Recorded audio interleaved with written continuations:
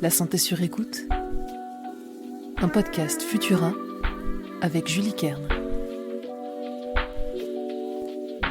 Bonjour, ici Julie, votre rédactrice santé chez Futura. Bienvenue dans ce nouvel épisode de la santé sur écoute. Tous les 15 jours, on discutera ensemble d'un sujet de santé qui fait l'actualité, ce qu'en dit la science et de l'impact que ces sujets peuvent avoir sur notre quotidien.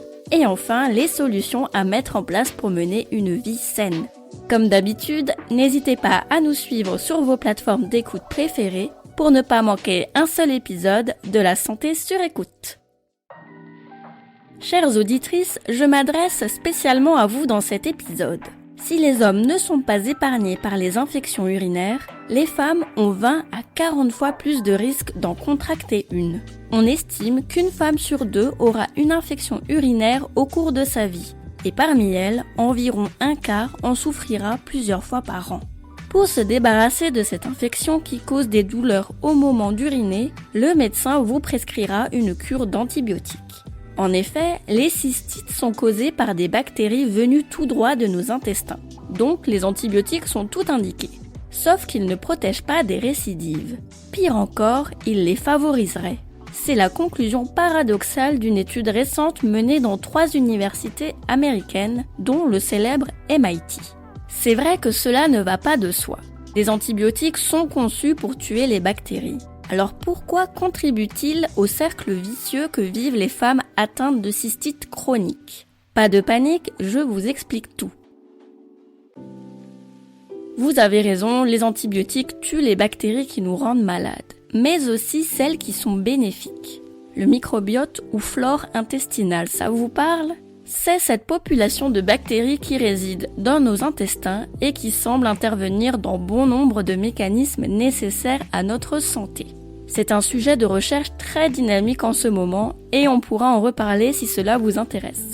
Les antibiotiques déséquilibrent la flore intestinale en réduisant sa diversité et donc son rôle protecteur. Mais revenons-en à notre cystite. Voilà comment elle se déclare. Les bactéries de l'intestin, le plus souvent Escherichia coli, se frayent un chemin jusqu'au vagin par l'anus. Chez la femme, l'urètre, le canal par lequel sort l'urine, est situé juste au-dessus du vagin, sous le clitoris. Anatomiquement, il n'y a donc qu'un pas entre l'intestin et la vessie. Les bactéries étrangères s'y installent au détriment du microbiote urinaire et provoquent des douleurs à la miction et infectent les urines qui peuvent changer de couleur. L'étude dont je vous parlais juste avant conclut que les femmes atteintes de cystite chronique ont un microbiote moins divers, peut-être à cause des traitements antibiotiques qu'elles prennent, mais aussi des marqueurs de l'inflammation plus élevés que les femmes qui ne sont pas concernées. Comment sortir de cette boucle infernale ? Les scientifiques proposent une alternative aux antibiotiques, la transplantation fécale. En gros, il s'agit de restaurer le microbiote des femmes atteintes de cystite chronique en leur greffant celui d'autres personnes en bonne santé, pour espérer qu'il retrouve sa fonction protectrice et limite les récidives. Quand on parle de greffe ici, on ne parle pas d'une opération chirurgicale lourde, mais juste de la prise de gélules qui contiennent des bonnes bactéries. Tout cela doit encore être prouvé par des essais cliniques en bonne et due forme, mais l'approche permettrait de se passer d'antibiotiques si elle est efficace. De votre côté, y a-t-il des bons réflexes pour limiter le risque de récidive ? Eh bien oui, vous me connaissez maintenant, j'ai toujours quelques idées à vous soumettre. Premièrement, il faut boire au minimum 1,5 litre d'eau par jour, encore plus si vous êtes sportif, âgé ou qu'il fait très chaud. Quand vous ressentez de la soif, vous êtes déjà déshydraté. Deuxièmement, il faut éviter de porter des vêtements trop serrés et en matière synthétique, qui emprisonnent la région vaginale. Les cystites apparaissent fréquemment à la faveur d'un rapport sexuel. Il est conseillé d'uriner avant et après pour éviter que les potentielles bactéries intestinales ne stagnent trop longtemps dans l'appareil urinaire. Enfin, une bonne hygiène intime ne fait de mal à personne, tout comme garder sa santé sur écoute. Merci d'avoir passé ce moment avec moi.